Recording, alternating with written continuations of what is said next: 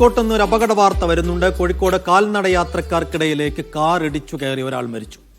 ടൗണിൽ RP മാളിന് സമീപത്ത് വച്ചാണ് അപകടം. മുള്ളേരി സ്വദേശി ഗോപാലനാണ് മരിച്ചത്. പരിക്കേറ്റ കോഴിക്കോട് സ്വദേശി സാജിദ ചികിത്സയിലാണ്.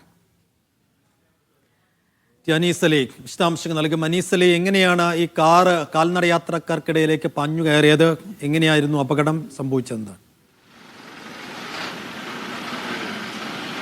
സൈഫുദ്ദീൻ, ഇന്ന് രാവിലെ 6:30 കൂടിയാണ് കോഴിക്കോട് ടൗണിൽ തന്നെ, കോഴിക്കോട് പുതിയ സ്റ്റാൻഡിന് തൊട്ടടുത്തായാണ് ഈ അപകടം ഉണ്ടായത്. രാവിലെ 6:30 കൂടിയാണ് സംഭവിച്ചിട്ടുള്ളത്. അധികം ആളുകൾ ഇതെന്താണ് സംഭവിച്ചതെന്ന് കണ്ടിട്ടില്ല. ഇത് ഓടിച്ചിരുന്ന ആൾ ഒരു ഡോക്ടറാണ് എന്നാണ് പോലീസിന് അദ്ദേഹം ആ സമയത്ത് നൽകിയ വിവരം. രാവിലെ 5:30 കൂടി താൻ കോഴിക്കോട് ബീച്ചിൽ പോയതിനു ശേഷം തിരിച്ചു വരികയായിരുന്നു എന്ന് അദ്ദേഹം പറയുന്നുണ്ട്. അതേസമയം എന്താണ് സംഭവിച്ചത് എന്നത് അദ്ദേഹവും വ്യക്തമായി പോലീസിനോട് പറഞ്ഞിട്ടില്ല. പോലീസ് അത് പരിശോധിച്ചുകൊണ്ടിരിക്കുകയാണ്. നമ്മൾ ദൃശ്യങ്ങളിൽ കാണുന്ന ഈ നിസാൻ എന്ന് പറയുന്ന ഈ ഒരു വാഹനമാണ് അപകടത്തിൽ പരിക്കേറ്റത്. പരിക്ക് പറ്റി രണ്ടുപേരിൽ ഒരാളുടെ നില ഗുരുതരമാണ്, ഒരാൾ മരിച്ചിട്ടുണ്ട്. ഗോപാലൻ എന്ന് പറയുന്ന ഉള്ളിയേരി സ്വദേശിയാണ് മരിച്ചത്.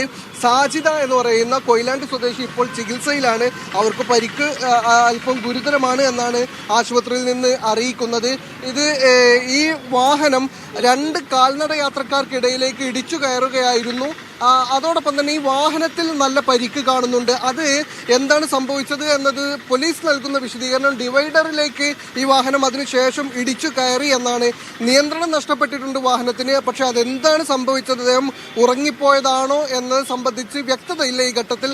എന്തായാലും അതിരാവിലെ തന്നെ നടുക്കുന്ന ഒരു വാർത്തയാണ് ഉണ്ടാവുന്നത്. 2 പേർക്ക് ഗുരുതരമായി പരിക്കേറ്റു, അതിൽ ഒരാൾ മരിക്കുകയും ചെയ്തിട്ടുണ്ട്. ശരി അനീസ്.